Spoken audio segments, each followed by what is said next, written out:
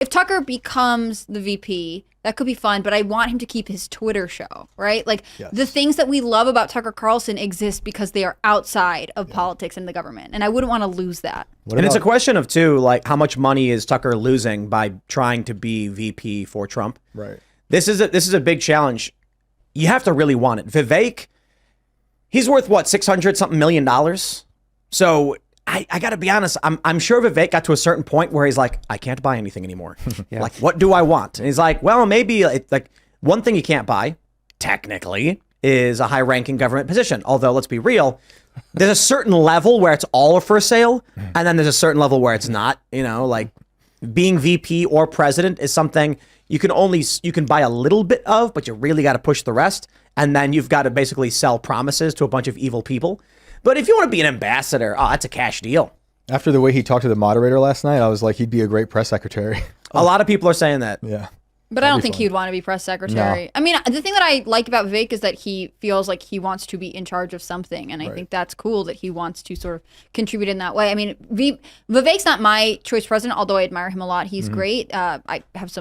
I would want him to be stronger on restricting legal immigration. I've said that a million times. Everyone's bored of this comment. But it is fun to see him out there, right? He is shaking up politics the way that I think the same way we feel a Tucker Carlson vice presidency would shake up this established thing. We're sort of like, let's harken back to Mike Pence. And this is not to be directly mean to him, but he just sort of faded into the background. And we were like, yes, that one white evangelical from the Midwest, he wasn't anything until the end when he was a big problem. Right. And I think we would expect more from a Carlson vice presidency. Well, I do think, considering we're in a wacky simulation that doesn't seem to make sense at all, you're going to have to think crazier in terms of VP pick. Right? Kanye West.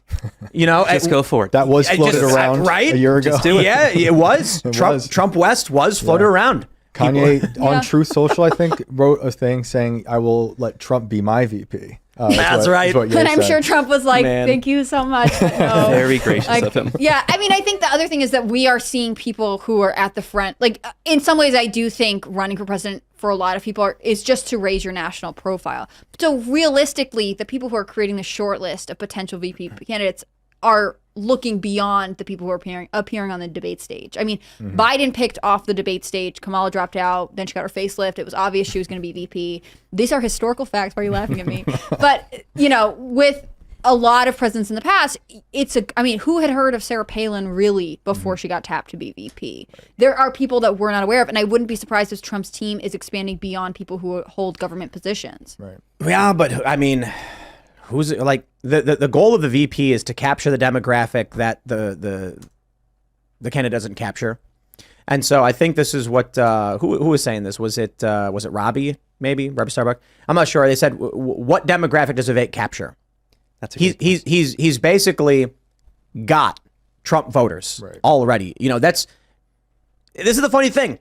He says all the perfect things that every Trump voter wants to hear, and they're going to smile as they vote for Trump and say, "Oh, hey, Vivek," and they're going to hit Trump. Exactly. I mean, so he's got to even if he was going to be the VP, is he gaining anything for that ticket? Right. That was the argument with Mike Pence, that he gave Trump evangelical voters in the Midwest. He locked that down, but I don't know if that's the case. I think that's why people there's this ongoing thing that it'll definitely be a woman, because, you know, it was like suburban women are the ones who pulled away from Trump the most. So theoretically, if you put a lady in the VP office, you know, that will maybe win them back. I don't think that's actually true. I just think that's like a very serious because then stretch. who's it going to be? Like, Kristi Noem's a maybe, but they're going to push Nikki Haley.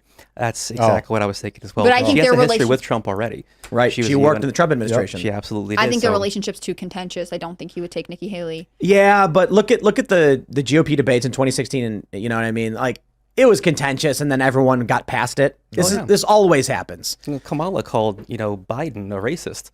Yeah, right. And that's just like, no, we That's got just work politics. for 'em. Yeah, right. I think there's a lot of women who are disaffected liberals who like RFK, and that maybe there's an RFK Trump thing happening down the ticket is perhaps. Yeah. You know. I mean, I also think that we look down to like attorney general levels, like Chris Kobach from Kansas. Like there are other people who have interesting points. I mean, the thing that rallied Trump voters, in my opinion, back in 2016 really was the wall and immigration. That set him in a lot of ways. He was already different from a lot of candidates. But when he said, I'm going to build the wall, that was something a lot of people rallied around. So to pick someone, female, male, whatever, who is taking a strong stance on immigration would in some ways reignite the base. And we know that the immigration crisis at the border is something that is starting to be a conversation in more moderate and left-leaning spheres.